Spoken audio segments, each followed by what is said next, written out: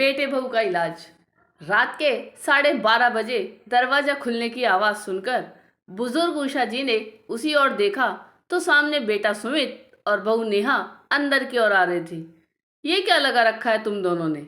हर रोज देर रात को पार्टी में से लौटना। मैं बूढ़ी यहाँ सारा घर का काम करती रहती हूँ और तुम्हारे बाबूजी को बाहर जाकर सब्जी दूध लाना पड़ता है। मैं कुछ कहती नहीं थी कि हो जाता है कभी कभार, मगर तुम दोनों ने तो अति ही कर दी बेटा। थोड़ी तो शर्म करो तुम दोनों। सुमित ने पहले तो घूर कर माँ को देखा, फिर अपनी पत्नी नेहा की ओर, जिसका भी चेहरा गुस्से से तमतमाया हुआ लग रहा था। सुबह बात करते हैं माँ, इतना कहकर सुमित पत्नी नेहा को लेकर अपने कमरे में चला गया। बंद कमरे में कपड़े बदलते हुए अंदर से आवाज़ें आ रही थी। जीना हराम कर रखा है इन लोगों ने। अब बर्दाश्त करना मुश्किल है, कुछ करना पड़ेगा। अब पानी सिर से ऊपर होने लगा है। अपने कमरे के दरवाजे पर खड़े रमेश बाबू के कानों में जब ये शब्द पड़े तो वह गुस्से में उषा जी को देखते हुए बड़बड़ाने लगे। अब कहो बच्चे हैं।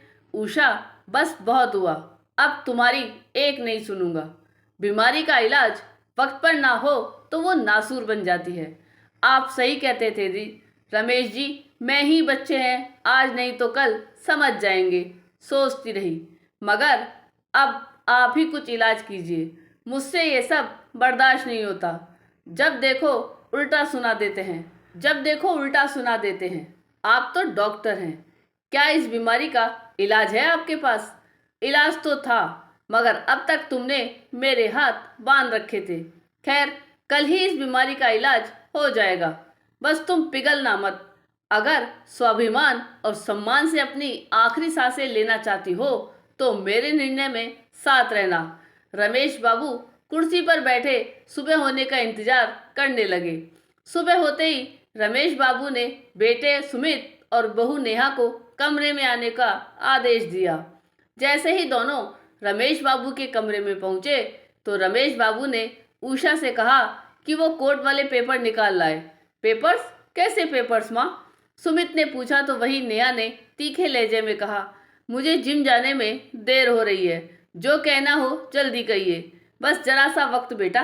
रमेश बाबू उठे और स्वयं ही लॉकर से पेपर निकालते हुए बोले और फिर कुर्सी पर बैठकर चश्मा लगाकर पढ़ने लगे। ये कोर्ट के एग्रीमेंट पेपर है सुमित। तुझे याद होगा तेरे 18वें जन्मदिन पर जब तूने सबसे महंगी वाली बाइक मांगी थी, तब मैंने तुझसे ये पेपर साइन करवाए थे और तूने मुस्कुराते हुए सहमति जताई थी। क्या है इन पेपर्स में? नेहा एकदम से सक्रिय उठी, जबकि सुमित अभी तो सोच में ही था। इनमें लिखा है कि आजीवन सुमित को अपने माँ बाप की देखभाल पूरे प्यार और सम्मान के साथ और जरूरत अनुसार हमारी सेवा इसी घर में रहते हुए करनी होगी, और शादी के बाद उसकी पत्नी को भी। और अगर किसी भी परिस्थिति में वह या उसकी पत्नी अपने फर्ज से मुंह मोड़ते हैं तो हमारी संपत्ति पर उनका कोई अधिकार नहीं रह जाएगा। और इतना ही नहीं, सुमित को डॉक्टर बनाने में जो लाखों का खर्च हुआ हमारा, वो भी सुमित को ब्याज के साथ चुकाकर यहाँ से पत्नी सहित चले जाना होगा। इतना पढ़कर रमेश बाबू ने पेपर की फोटोकॉपी नेहा के हाथ में थमा दी और कहा, बेटा अभी जिम जाने में देर हो रही थी ना, तुम्हें तो हो आओ जिम, फिर आराम से पढ़ लेना। नेहा के तो जैसे होश ही उड़ गए। मगर पापा जी, माँ जी, आप हमारे साथ ऐसा कैसे कर सकते हैं? मेरा मतलब, हम कैसे इतना पैसा, और हम कहाँ जाएंगे? सुमित थोड़ा हकलाते हुए बोला। रात को तो तुम कह रहे थे कि पानी सिर से ऊपर, कुछ करना पड़ेगा वगैरह वगैरह। अब क्या हुआ पापा? वो सुमित नेहा को देखकर बोला, हाँ पापा जी, हमें माफ़ कर दीजिए।